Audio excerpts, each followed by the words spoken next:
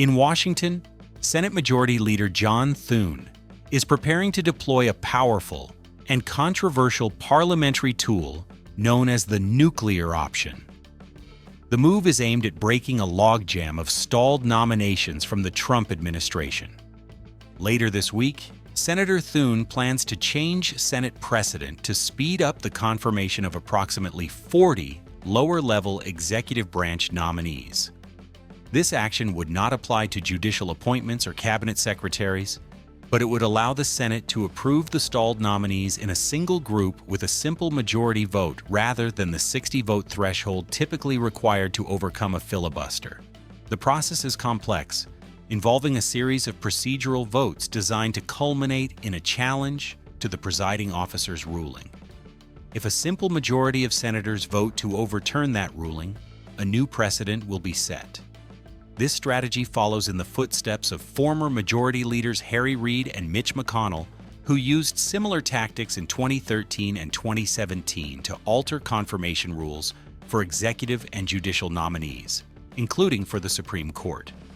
Leader Thune's gambit begins by introducing a resolution, which will likely fail a 60-vote test on Thursday, setting the stage for the nuclear option to be triggered. If successful, the final confirmation of this slate of nominees could occur as early as September 17th. Meanwhile, across the Capitol, the House of Representatives is gearing up for its own contentious debate over the annual defense policy bill. The Fiestos Testo Chomeneja 2026 National Defense Authorization Act, or NDAA, is traditionally a bipartisan piece of legislation, but this year it has become a battleground for partisan messaging.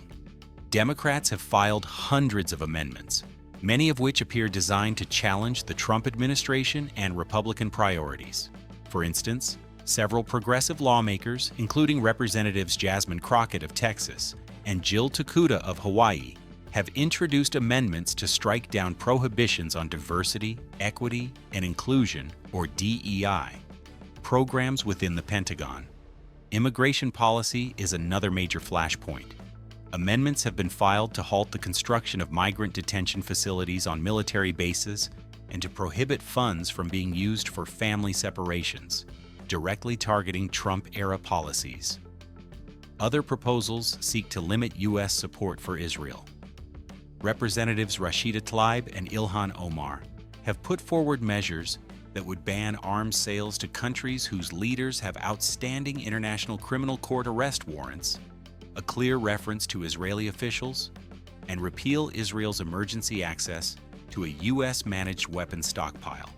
While most of these protest amendments are considered unlikely to pass and be included in the final bill, they highlight the deep divisions in Congress and serve as a platform for Democrats to voice their opposition to the White House's agenda.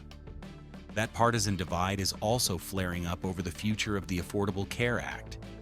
A coalition of nearly 100 pro-life organizations is intensifying pressure on Congress, demanding that any extension of ACA subsidies must include strict prohibitions on funding for elective abortions.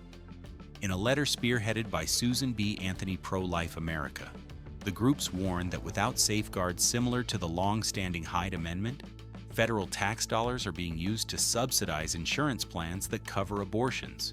The Hyde Amendment has for decades blocked federal Medicaid funds from paying for most abortions, but the pro-life groups argue the ACA was structured to circumvent this rule. The issue centers on premium tax credits and cost-sharing reduction payments, which help millions of Americans afford coverage. These subsidies are set to expire at the end of the year. The groups contend that an Obama-era rule allows insurers to collect a single payment from enrollees that commingles federal subsidy money with the private payments meant to cover elective abortion services. This, they argue, not only obscures the funding stream, but also indirectly forces taxpayers to fund procedures they oppose. A 2014 government report found that many insurers were not properly segregating the funds as required.